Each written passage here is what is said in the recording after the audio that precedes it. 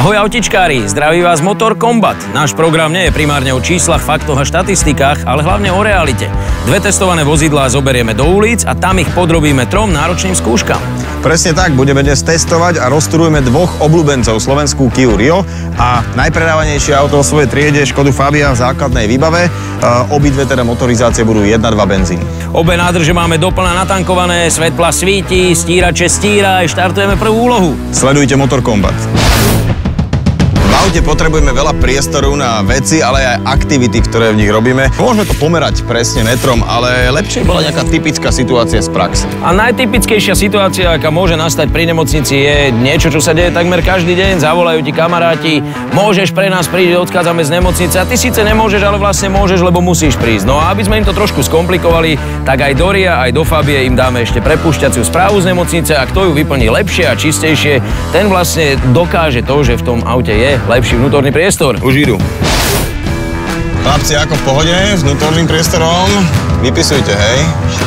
Čo sa týka vnútorného priestoru, mám pocit subjektívny, že sedím v o tej vyššom aute. Je to aj teda vďaka tej väčšej vnútornej šírke, aj väčšiemu razvoru, ako má Fabia. Opa! Batožinový priestor je trošku menší, ale zase má priaznivejší tvár a veľmi príjemná vec v základnej výbave je asistent rozjazdu do kopca. To je fajn.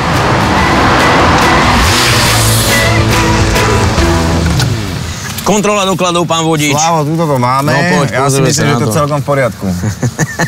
Chlapci, tak ale s týmto by vás nepustili z nemocnice. Ale pustili, ale... sa nedajú prečítať. Uvidím, aký budeš ty vo Fabii. Táto stará dáma, ktorá už čo to pamätá, sa určite nebude chcieť nechať zahambiť. A chlapci, zatiaľ pohodičke. Je tu. Tak ideme na to trošku. Tam bola myška, myšička tam lietla do cesty, to musíme dať pozor na to. Nezabudajte vyplňať tú správu. No, tu dáme uhyb jeden, príde jedna zákrutá.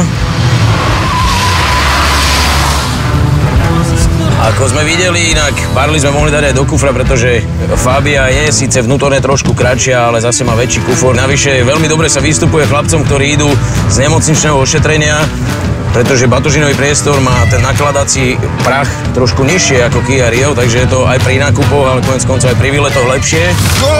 Pri takýchto zákrutách je to trochu komplikovanejšie, ale k tomu prídeme pri kontrole jazdných vlastností. Ešte budeme mať jednu odbočku, ďalšie kanály a tu už bude posledná zákruta. Máme vyplnené, chalani, žijete? A Slávko, ako ukáž? Profesionálne, kamarát. To je ešte horšie ako my. Sa nečudujem, lebo tu je dosť málo miesta vzadu, takže je to preto. No vypni si to a poď. Vnútorný priestor je otestovaný, my sme úplne spokojní, obidvaja ako vodiči sme sa vybláznili, určite sú spokojní aj naši pacienti. Akurát, že tie prepúšťacie správy, keď sa na to pozerám, či v tvojom aute alebo v mojom aute, vyplňali katastrofálne, takže toto nemôže byť kritérium. Navrhujem remisku. Vieš čo, remizu neberiem, pretože čísla hovoria jednoznačne v prospech Kia Rio. Pri porovnávaní vnútorného priestoru Ria a Fabie sme brali do úvahy viacero dôležitých parametrov. Na predných sedadlách sme namerali viac priestoru na šírku v Riu. Fabia aj Rio majú rovnakú priemernú šírku medzi zadnými dverami, takže bod dostávajú obaja súperi. Dĺžka interiéru od palubnej dosky po zadné operadlá je veľkorysejšia v Riu. V kufri zas objemovo vyhráva Fabia. Aj po sklopení zadných operadiel ponúka väčší priestor na batožinu. Rio zas disponuje výrazne širším priestorom na batožinu medzi podbehmi, no Fabia dobre kontruje. Kufor má o niečo hlbší, preto získava ďalší bod. Výsledok testu priestorovej ponuky Motor Combat je tesný. 4-3 vyhráva Kia Rio.